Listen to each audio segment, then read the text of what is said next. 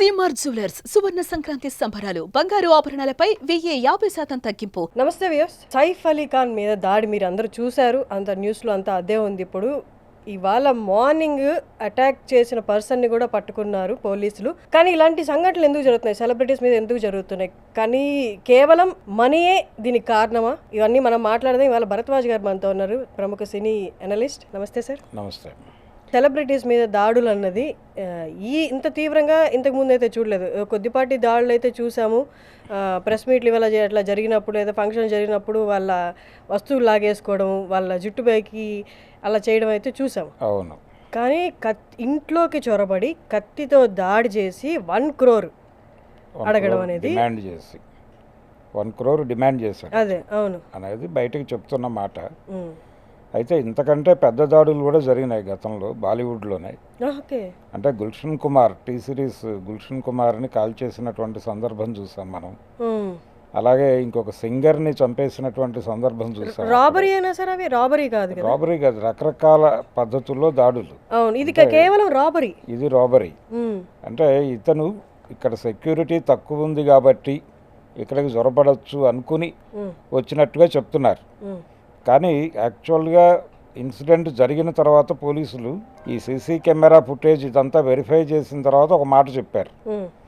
వాళ్ళు చెప్పింది ఏంటంటే బయట నుంచి ఎవరో రావడానికి అవకాశం లేదు, లోపల వాళ్ళే ఎవరో ఆర్గనైజ్ చేశారు ఇది అన్న పద్ధతిలో వాళ్ళు చెప్పారు ముందు.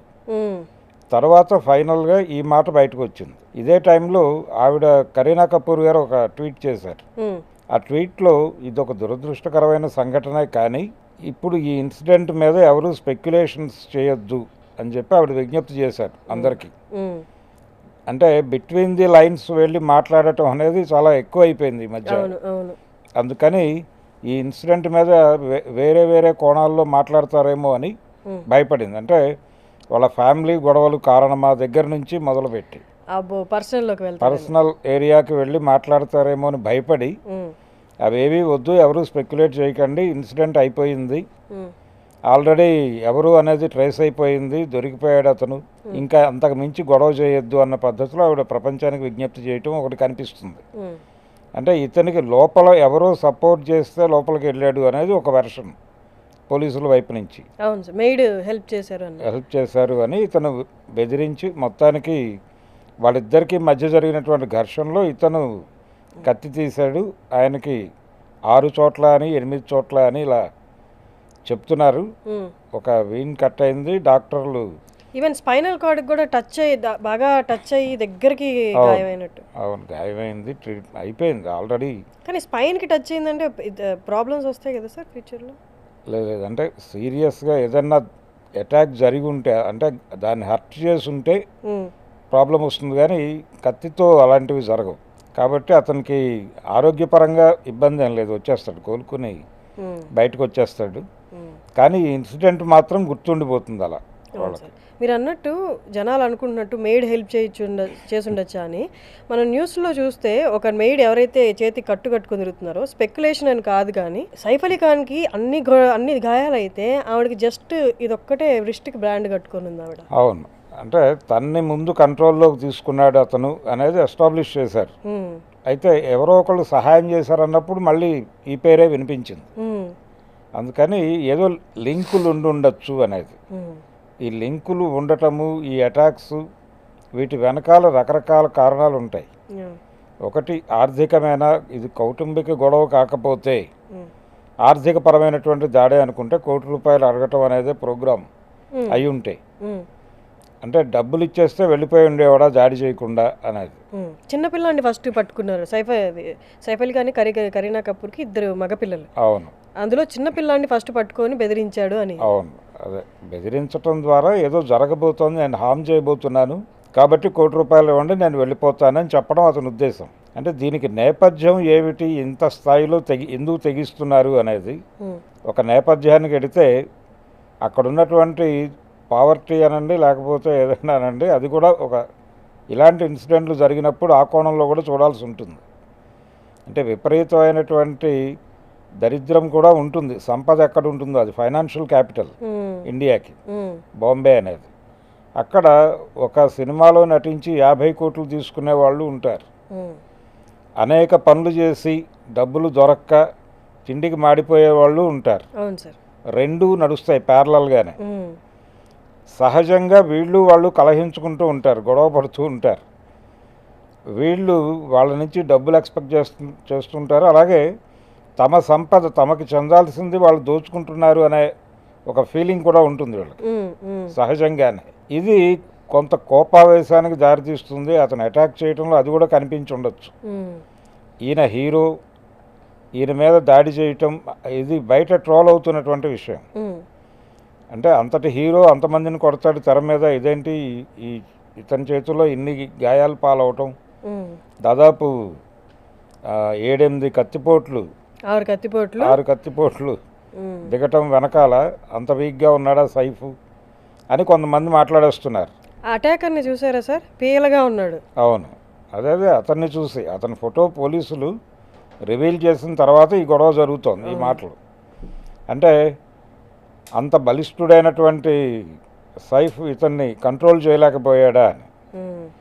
అంటే అతను బక్కగా కనిపించుండొచ్చు కానీ అతని ఎమోషన్ డ్రైవ్ చేస్తుంది. ఆ ఎమోషన్ డ్రైవ్ చేయటం వలన అంత దాడి చేయగలిగాడు అతను అనుకోవాలి. అయితే ఇది వాస్తవం అయి ఉంటే, ఇప్పుడు అతను ఎవరినైతే చూపించారో అతనే చేసుంటే ఈ దాడి, అంటే పర్టికులర్గా ఇలాంటి ఏరియాల్లో జరిగినటువంటి వ్యవహారాలకు సంబంధించి పోలీసులు చెబుతున్నది కానీ లేకపోతే మనకి ఫైనల్గా బయటకు వచ్చింది కానీ పూర్తి వాస్తవం అని నమ్మలేం. ఇంకేదైనా కూడా జరిగి ఉండొచ్చు, వాళ్ళు ప్రపంచానికి చెప్పలేకపోవచ్చు. కానీ ఇంటర్నల్గా పోలీసులు కన్విన్స్ అయి ఉండొచ్చు వాళ్ళ భావాలతో. అందుకనే ఆవిడ ట్వీట్ చేసి ఉండొచ్చు. అంటే ఆ ట్వీట్కి పోలీసుల వ్యవహారానికి లింక్ చేస్తే అక్కడ జరిగింది ఇదేనా అని డౌట్ వస్తుంది. కాబట్టి ఏదేమైనా అతను సేఫ్గా బయటకు వచ్చేసాడు కాబట్టి, పైగా అక్కడ ఈ ప్రాణ నష్టం ఏం జరగలేదు ఎవరికి, గాయాలు మాత్రమే మిగిలినాయి. అందుకని ఇక దీన్ని ఇంకా లాగటం కన్నా కూడా ముగించేయటమే మంచిది. ఇక్కడ వరకు ఆవిడ చెప్పిన పద్ధతిలో స్పెక్యులేట్ చేయటం కన్నా కూడా ఇలా క్లోజ్ చేయటం బెటర్. కానీ ఇంకొకటి కూడా విన్నారు సార్, మరి పోలీసుల ద్వారా వచ్చిందా ఇన్ఫర్మేషన్ బయటికి, సైఫ్ అలీ ఖాన్ ఇంటి లోపలికి వెళ్ళే ముందు, దాడి జరిగే ముందు షారుఖ్ ఖాన్ ఇంటిని కూడా తను ఎంచుకున్నాడు, వెళ్దాం అనుకున్నాడు. కానీ మన్నత్ ఏదైతే షారుఖ్ ఖాన్ ఉంటున్నారో దానికి హై సెక్యూరిటీ ఉంటుంది కాబట్టి దాంట్లో ఎంటర్ అవ్వలేక దీంట్లోకి ఎంటర్ అయ్యాడు. సల్మాన్ ఖాన్ మీద కూడా వీళ్ళ దృష్టి ఉంది గతంలో, కానీ అది సల్మాన్ ఖాన్ మీద జరిగిన దారులు వేరే దాడులు, అది కూడా దీనిలోకి లాక్కొచ్చారు. రాబరీకా? లేదు, అంటే ఈ సందర్భంలో యాక్చువల్గా అతను అక్కడ కూడా రాబరీ కాదు, సల్మాన్ ఖాన్ గొడవ అది హిందుత్వ గొడవ. అవును, అది హిందుత్వతో లింక్ అయి ఉన్నటువంటి గొడవ జరిగింది. బిష్నోయ్ గ్యాంగ్ అవును, వాళ్ళు కూడా ఉన్నారు దీనిలో అనే ఒక ప్రచారం జరిగింది. ఇతను వెనకాల వాళ్ళు ఉన్నారు అనే ప్రచారం కూడా జరిగింది. ఇతను కూడా ముస్లిం కాబట్టి అని కూడా ఒక స్పెక్యులేషన్ నడిచింది. అయితే అది కూడా వాస్తవం అయి ఉండకపోవచ్చు. అది అయి ఉంటే ఓపెన్గా చెప్పుండేవాళ్ళు. అది అయి ఉండదు, ఇంకేదో జరిగుండే అవకాశం ఉంది. కానీ అది సామాజికంగా అంత చర్చనీయాంశం కావడం ఇష్టం లేక, ఎవరికి డిపార్ట్మెంట్కి కూడా ఇష్టం లేక కన్విన్స్ అయ్యి ఫైనల్గా దీన్ని కంక్లూడ్ చేశారు. కంక్లూడ్ చేసి ఒక వ్యక్తిని అయితే ప్రవేశపెట్టారు, ఇతనే చేశాడు అని ప్రవేశపెట్టారు. ఇతను నిజంగా నేరం చేశాడా లేదు అటాక్ చేయటం కోసమే వెళ్ళాడా, అంతకుముందు షారుఖ్ ఖాన్ ఇంటికి వెళ్ళాడని చెప్తున్నారు. షారుఖ్ ఖాన్ ఇంట్లో హై సెక్యూరిటీ ఉండటం వల్ల ఇక్కడికి వచ్చాడు అనేది ఎస్టాబ్లిష్ అయినటువంటి పోలీసులు ఎస్టాబ్లిష్ చేసి చెప్పిన మాట. ఇవన్నీ వాస్తవాలు అయి ఉండొచ్చు, కాకపోవడానికి కూడా అవకాశాలు ఉన్నాయి. అంటే చాలా ఇలా మూతపడిపోయినటువంటి కేసులు, అంటే పోలీసులు కన్విన్స్ చేసి క్లోజ్ చేసిన కేసుల్లో కూడా ముద్దాయిలు కంటెస్ట్ చేసి, అంటే ఫైనల్ హీరింగ్లో వీళ్ళు కంటెస్ట్ చేస్తారు, మళ్ళీ లాయర్లను పెట్టుకుని కంటెస్ట్ చేసినప్పుడు వీళ్ళు నేరం చేయలేదు అని వదిలేసిన సందర్భాలు కూడా ఉన్నాయి. ఇంకేదో జరిగింది అనేది అప్పుడు ఎస్టాబ్లిష్ అవుతుంది బయటకి. అందుకని కోర్టు నిర్ణయం ప్రకటించే వరకు ఇతనుని మనం నేరస్తుడిగా అనుకోవాలి. సార్, ఇది ఇన్ఈక్వాలిటీ బేసిస్ వాళ్ళు అనుకుంటున్నట్టు నేను ఇంత దరిద్రాన్ని అనుభవిస్తున్నాను, వీళ్ళేమో కళ్ళ ఎదుట ఇంత రాజభోగాన్ని అనుభవిస్తున్నారు, దేవుడు నాకు అన్యాయం చేశాడా వాళ్ళకి మేలు చేశాడా అన్న సంఘర్షణ లోపల అది ముదిరి అంటే తనకి వెళ్ళి సైఫ్ అలీ ఖాన్ ఇంట్లో దాడి చేశాడు అంటే కోర్టే అడగాల్సిన అవసరం లేదు. మేబీ తనకి కోర్టు ఉంటేనే ప్రపంచం ఏమో అంటే జీవితానికి సరిపడా డబ్బులు ఉన్నట్లేమో అంత ఉండొచ్చు. అలా అనుకునే సైఫ్ అలీ ఖాన్ మీద దాడి చేసే వాళ్ళు ఎవరైనా 10 20 ఎంతో అడగచ్చు, అన్ని కోట్లు అడగచ్చు కదా. అంటే ఇక్కడ ఇంకొక కాంట్రాస్ట్ ఏంటంటే అతన్ని ఆటోలో తీసుకెళ్లారట అక్కడికి హాస్పిటల్. అవును, అది కూడా బయట నడుస్తుంది. అవును. అయితే ఆటోలో తీసుకువెళ్ళడానికి వాళ్ళు పార్కింగ్ నుంచి వెహికల్స్ తీసుకుని వచ్చే పరిస్థితి లేక ఇమ్మీడియట్గా హాస్పిటల్కి తరలించాలి కాబట్టి ఆ నిర్ణయం తీసుకుని తరలించారనేది చెప్తున్నారు. ఇలా అంటే అతను ₹1 అడిగాడు, 10 కోట్లు అడిగాడు అనే దానికంటే కూడా ఇది మనీ యాక్షన్ అనేది ఎస్టాబ్లిష్ చేయదలుచుకున్నారు. అంటే నిజం కోసం అంటే నిజం ఇదే కాదా, ఇదేనా అంటే మనకి చాలా ఉదాహరణలు ఉన్నాయి. సత్యం బాబు అనే పేరు విని ఉంటారు మీరు. సత్యం బాబు అంటే ఆయేషా మీరా కేసులో అవును చాలా కాలం జైల్లో ఉన్నాడు అతను, విజయవాడ. అతను ఫైనల్గా అతను కాదు నేరం చేసిందని 5 ఏళ్ళు 6 ఏళ్ళు అతను జైల్లో ఉన్న తర్వాత బయటకు వదిలారు. అలా కూడా జరగచ్చు, ఏదైనా జరగడానికి అవకాశం ఉంది ఇలాంటి సందర్భాల్లో, ఇలాంటి కేసుల్లో. పర్టికులర్గా వాళ్ళు ఒక వ్యక్తిని ఇంకెవరినో హైడ్ చేయడానికి, ఇంకో కారణం ఏదో హైడ్ చేయడానికి ఇతన్ని ముందు పెట్టి ఇతని మీదుగా ఈ క్రైమ్ నడిపించేటువంటి సందర్భాలు కూడా ఉంటాయి. ఒకవేళ బెడ్స్ కొడితే ఇలాగా రాబరీ కిందకి నెట్టేయచ్చానా?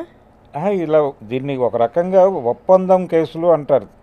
అంటే జైలు భాషలో ఒప్పందం కేసులు అని కొన్ని ఉంటాయి. అవును, అంటే వాళ్ళు అంగీకరింపజేస్తారు, పోలీసులే కన్విన్స్ చేసి ఈ నేరం అంగీకరించే, నువ్వు నీకేం కాదు మేము చూసుకుంటాం అని కొంతమందిని ప్రవేశపెడతారు ఇంకెవరినో తప్పించడానికి.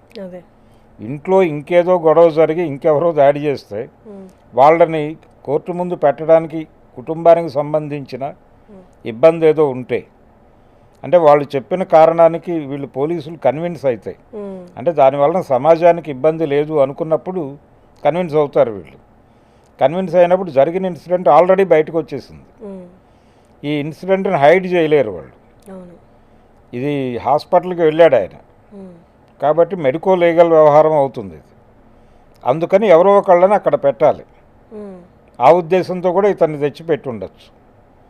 అందుకని మొదట వాళ్ళు ఇచ్చిన స్టేట్మెంట్ ఏమిటి పోలీసులు, ఇది బయట నుంచి ఎవరో వచ్చారు అని మాకు అనిపించటం లేదు, సీసీ కెమెరా ఫుటేజ్ చూస్తే బయట నుంచి ఎవరో వచ్చారని మేము అనుకోవడం లేదు, లోపలే ఏదో జరిగింది అని అనిపించేలా ఉంది అని మొదట మాట అన్నారు వాళ్ళు.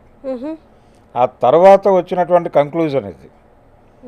చివరిలో చెప్పినటువంటి కథ ఇప్పుడు మనం చదువుతున్నాం పేపర్లో. ఫైనల్గా వాళ్ళు తేల్చింది ఏంటంటే ఇతను ₹1 డిమాండ్ చేశాడు. ఆ ₹1 వ్యవహారంలో గొడవ అయింది. ఆ పని మనిషిని ఆయన కంట్రోల్లోకి తీసుకుని బెదిరించాడు వీళ్ళని. తర్వాత వాళ్ళ అబ్బాయిని కంట్రోల్లోకి తీసుకుని బెదిరించాడు. అక్కడ జరిగిన ఆయన దీన్ని అడ్డుకునే ప్రయత్నం జరుగుతూ ఉండగా వాళ్ళిద్దరి మధ్య జరిగిన ఘర్షణలో కత్తిపోట్లు దిగినాయి.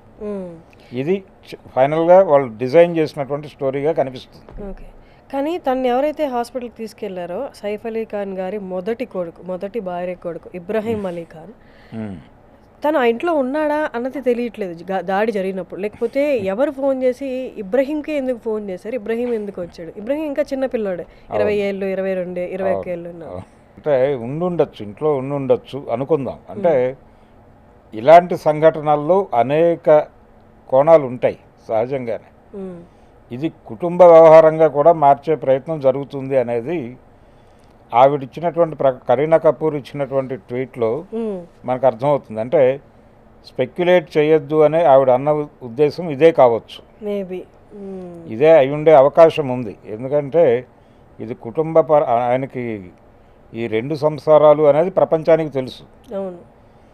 సో ఇక్కడ ఏదైనా గొడవ జరిగిందా అనే కోణంలో బయట ప్రజలు మాట్లాడుకుంటారేమో అని, అలాంటిది స్పెక్యులేట్ చేయొద్దు దయచేసి, అయిపోయింది, దురదృష్టకరమైన సంఘటన అయినప్పటికీ ఆయన బయటకు వచ్చేసాడు, ఇంకా దీని మీద వ్యాఖ్యానాలు వద్దు అన్న పద్ధతిలో ఆవిడ రిక్వెస్ట్ చేసింది అందరినీ మాట్లాడొద్దు అని. కానీ ఆయన ఫిలిం జర్నీ చూసినా కూడా సార్ పర్సనల్ లైఫ్లో ఎందుకో డివర్స్ అయ్యి ఇంకో పెళ్ళి అయిందనే కానీ ఆయన పర్సనాలిటీ వైజ్ చూస్తే ఎక్కడ నెగిటివ్ అని యారగెంట్ అని కోపం ఉందని కానీ సల్మాన్ ఖాన్ గారి మీద అయినా కొన్ని ఉన్నాయి, కోపం ఎక్కువ, భయపడతారు అందరూ అని. సైఫ్ అలీ గారు చాలా జోవియల్గా ఉంటారు, చాలా ఫ్రెండ్లీ పర్సన్ అన్నదే ఉన్నది. అవును, అతనికి అటువంటిది లేదు నిజానికి. అంటే ఆయన నటవారసత్వంలోనే వచ్చాడు ఇండస్ట్రీకి. వాళ్ళ మదర్ యాక్ట్రెస్ ఆవిడ నుంచి మొదలైంది ఇది. అలాగే ఆయన సిస్టర్ కూడా కొన్ని సినిమాల్లో నటించింది ఆవిడ. కాబట్టి వాళ్ళ ఇంట్లో సినిమా వాతావరణం ఉంది. ఆయన కరీనా కపూర్ని చేసుకున్నప్పుడు కూడా రకరకాల విమర్శలు వచ్చినాయి, కానీ ఆయన బిహేవియర్ నచ్చి అటువైపు వెళ్ళుండొచ్చు ఈవిడ. ఏదైనా జరిగింది. ఇప్పటివరకు అయితే అతని మీద ఇలాంటి రికార్డ్ లేదు. లేదు, ఫ్యామిలీ డిస్ప్యూట్ అనుకోవడానికి కూడా లేదు. ఏదో అనుకోని సంఘటన జరిగింది అక్కడ, అది కేవలం ఇతని నుంచే జరిగింది అనే దగ్గర నమ్మటానికి కొంచెం ఇబ్బంది. సైఫ్ అలీ ఖాన్ గారి ఇలాంటి అంటే అన్ని కోట్లకి వారసుడు, అందులో ఆయన ప్రిన్స్. అవును, నవాబ్ పటోడి. వాళ్ళకి సెక్యూరిటీ కొరవా సార్? సెక్యూరిటీ ఉందా, కాకపోతే వీళ్ళు దానిలో ఉంటున్నారు, ఆ ఫ్లోర్లో ఉంటున్నారు కాబట్టి ఆ ఫ్లోర్కి కూడా విడిగా సెక్యూరిటీ ఉందని చెప్తున్నారు. ఇప్పుడు ఆ ఫ్లోర్కి విడిగా సెక్యూరిటీ ఉంది, టోటల్గా ఆ బిల్డింగ్కి సెక్యూరిటీ ఉంది. ఇన్ని పెట్టుకుని ఆ దాడి జరిగింది అనేది ఒక లేమెన్కి, ఒక సామాన్య మానవుడికి, పీలగా ఉన్న వ్యక్తికి ఇంత సెక్యూరిటీ బ్రీచ్ చేయడం అనేది పాసిబుల్లా సార్? కష్టం, చాలా కష్టం. చాలా కష్టపడితే తప్ప ఏ పని కాదు. అతనేమి తోటరాముడు కాదు కోటగోడలు దూకి వెళ్ళటానికి. కాబట్టి అందుకనే పోలీసులు మొదటి మాటలో వాళ్ళు ఫస్ట్ స్టేట్మెంట్ వాళ్ళు ఇచ్చింది, ఇది ఇంటర్నల్గానే జరిగింది కానీ బయట నుంచి ఎవరో వెళ్ళారని మేము అనుకోవడం లేదు అని చెప్పారు వాళ్ళు. చెప్పిన తర్వాత ఇతని పేరు వచ్చింది, ఇతను ఎలా ప్రవేశించాడు అనే దానికి కూడా రూట్ మ్యాప్ ఇచ్చారు వాళ్ళు. ఎలా వెళ్ళిపోయాడు అంటే మెట్ల మార్గంలో వెళ్ళిపోయాడని చెప్తున్నారు వాళ్ళు, చూపించారు. పైగా అది కన్విన్స్ చేయడానికి ఆ మెట్ల దగ్గరే ఫోటో తీశారు. అతను ఫోటో వెనకాల మెట్లు ఉన్నాయి. ఆ అబ్బాయి ఏదో నేను చూడాలి, నా మొహం చూపించాలన్నట్టుగా సీసీ వైపు ఇలా చూసి మళ్ళీ దిగేయడం. అవును, అదే రకరకాల అనుమానాలు ఉన్నాయి ఇందులో, ఎతనే నేరం చేశాడా అని అనటానికి. ఇలాంటి క్రైమ్స్లో జనరల్గా ఇలాంటి బిగ్ హౌసెస్లో జరిగే క్రైమ్స్లో ఎవరో ఒకళ్ళని తీసుకొచ్చి మమ అనిపించి, అంతే మమ అనిపించి వాళ్ళని జైలుకి పంపించేస్తారు. ఆ తర్వాత బయట సెటిల్మెంట్లు జరిగిపోతాయి. అతను మాట్లాడకుండా ఉండటానికి అతనికి ఏదో కొంత డబ్బులు ఇచ్చేసి క్లోజ్ చేసేస్తాడు దాన్ని. ఇలా అనేక కేసులు ఉంటాయి. ఇలా జైలుకి వెళ్ళే వాళ్ళందరినీ కలిపి ఒప్పందం కేసుగాళ్ళు అంటారు. వీళ్ళని చాలా చులకనగా చూస్తారు లోపల. అంటే ఒరిజినల్గా క్రైమ్ చేసి వచ్చిన వాడికి వీడు చులకనగా కనిపిస్తాడు. ఎవరో చేసిన నేరాన్ని నువ్వు భుజాన్ని వేసుకుని వచ్చావు అని చాలా చులకనగా చూస్తారు వాళ్ళు. అదొక ఇబ్బంది ఉంటుంది జైళ్ళల్లో. కాబట్టి అలాంటి ఒప్పందం కేసు ముద్దాయి ఎవరినైనా పోలీసులు ఈ కేసులో పెట్టారా, లేకపోతే నిజంగా అతనే చేశాడా, అతనే చేశాడు అని ఎస్టాబ్లిష్ చేయడానికి తగినన్ని ఆధారాలు చూడొచ్చు సార్. ఇప్పుడే రిలీజ్ చేశారు ఒక వీడియో, మెట్లు ఎక్కి పైకి వెళ్తున్నాడు, ఎక్కేది పెట్టారు, ఇప్పుడు రిలీజ్ చేశారు. ఇది 1:30కి 16th. ఇది కూడా అది సినిమా షూటింగ్ లాగా కనిపిస్తుంది. లేదు, ఇప్పుడు ఆ వ్యక్తి ముఖం తెలీదు, ముఖం తెలియకుండా వెళ్ళాడు అతను. రకరకాల అనుమానాలు ఉన్నాయి దీని మీద. అంటే అసలు అంత లూజ్గా ఉందా అక్కడ, అంత లూజ్గా ఎలా అలౌ చేస్తున్నారు వీళ్ళు. ఎవరైనా వెళ్ళడానికి అవకాశం ఉండే పరిస్థితి అయితే డెఫినెట్గా ఉండదు, కానీ వెళ్ళాడు ఇతను. వెళ్ళగలగటం ఇతని టాలెంటా లేకపోతే వాళ్ళ వైఫల్యమా ఏమిటి అనేది చూడాలి. పోలీసులు ఎలా ఎస్టాబ్లిష్ చేస్తారు. ఇది ఎలాగూ ఇప్పుడు ట్రయల్కి వచ్చే కేసు కాదు ఇది. కనీసం 3-4 ఏళ్ళు పడుతుంది ట్రయల్కి వచ్చే నాటికి. ఇది ట్రయల్కి వచ్చిన తర్వాత అతను కంటెస్ట్ చేస్తాడా లేదా అనేది అప్పుడు తేలుతుంది. ఈ లోపు అతను జైల్లో ఉంటాడు, బెయిల్ మీద బయటకు వస్తాడు. ఎవరైనా బెయిల్ పెడితే బయటకు వస్తాడు, సెటిల్ చేసుకుంటాడు విషయాన్ని, అయిపోతుంది. ప్రపంచం ఇది 4-5 రోజుల వ్యవహారంగానే చూస్తుంది. వాళ్ళ అభిప్రాయం కూడా అదే, 4-5 రోజుల వ్యవహారంగానే చూస్తారు అనే ఇలాంటి వాళ్ళని పెడతారు. కానీ ఏదేమైనా సార్ ఇంత అలరించిన ఇంతమంది జనాల్ని ఆడియన్స్ని అలరించిన సైఫ్ అలీ ఖాన్కి అలా జరగడము, ఎందుకంటే అందరికీ ఆయన మీద పాజిటివ్. మనకి ఇప్పుడు ఇక్కడ సౌత్లో కొంతమంది పాజిటివ్ స్టార్స్ ఉంటారు, వాళ్ళకి నెగిటివ్ ఫ్యాన్స్ ఉండరు అనమాట. ఫర్ ఎగ్జాంపుల్ వెంకటేష్ గారు అలాగా, అక్కడ సైఫ్ అలీ ఖాన్ కూడా అలాగే అనమాట. అంటే ప్రతి వ్యక్తికి ఒక భయంకరమైన పాజిటివ్ ఉన్నట్టుగానే ఎక్కడో చోట ఒక నెగిటివ్ ఇది కూడా ఉంటుంది. మేబీ అంటే ఇది అన్ఎక్స్పెక్టెడ్గా జరిగి ఉండొచ్చు. వాళ్ళ ఇంట్లో ఇతను వెళ్ళి జరిపిన యాక్షనే అయి ఉండాలని రూల్ ఏం లేదు, ఏదైనా అయి ఉండొచ్చు. ఈవెన్ శ్రీదేవి గారి డెత్ కూడా సార్, అవును, అసలు శ్రీదేవి గారికి టబ్లో పడి చనిపోవడం అనేది ఎవరు నమ్మలేదు. ఒకవేళ వేరే కోణంలో చూడాలన్నా ఆవిడకి శత్రువులు ఎందుకుంటారు అన్నది కూడా ఉంది. అనేక కోణాలు దానిలో ఉన్నాయి. అలాగే బోనీ కపూర్ వైపు కూడా అనేక మంది ఓపెన్గానే మాట్లాడేశారు. అనేక డౌట్లు ఉన్నాయి దానిలో, కానీ దానిలో కూడా ఎవరు మాట్లాడొద్దు అనే చెప్తున్నారు. వాళ్ళు కూడా స్పెక్యులేట్ చేయొద్దు, అనవసరంగా మీరు మా కుటుంబాన్ని రచ్చ చేయకండి అని ఆయన పదే పదే చెప్తూ ఉంటారు. ఈ మధ్య కూడా మాట్లాడాడు ఆయన. అవునవును. Thank you sir, thank you so much. Thank you. Suman టీవీలో మీ పర్సనల్ అండ్ బిజినెస్ ప్రమోషన్స్ కోసం కింది నెంబర్కి కాంటాక్ట్ చేయండి.